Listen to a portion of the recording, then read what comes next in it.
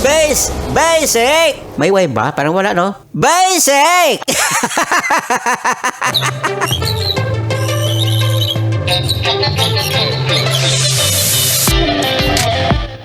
May care siya sa'yo, pero may care din siya sa iba.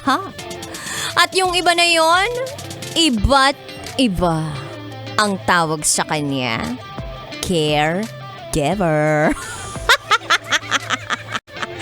Charot with harot.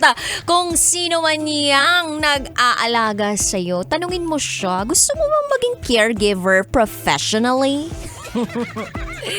And speaking of caregiver pwede kasi siyang mag-apply kung yan yung gusto niyang gawin talaga sa buhay niya.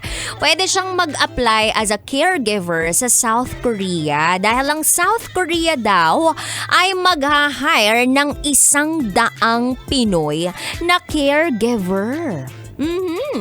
So, ang Department of Migrant Workers ay nag-announce under the Employment Permit System na talagang nga namang magpapalawak ng Philippines and Korea relationship.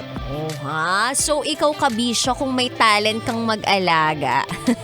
I think it's time to apply sa ibang bansa. Malay mo, doon mo na talaga makita ang opa mo. Charot with darot. Oo, malay mo, yung inaalagaan mo, yun na pala talaga ang makakatuluyan mo. Kumbaga yung leveling mo parang Queen of Tears.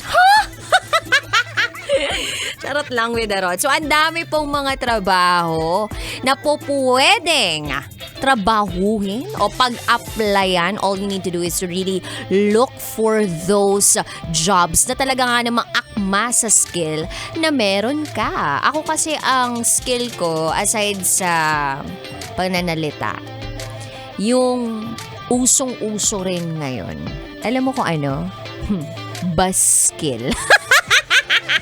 Karni ko doon, sana hindi mo na po ako mapalitan bilang DJ. Anyway, kabisyo, 3 to 5 p.m. tayo magkakasama ngayong Tuesday na Itechua. Kapiling nga mabayang naniniwalang hindi man ako palaging may pera. At least palagi naman akong maganda. This is me, the one and the only DJ Raqi Terra.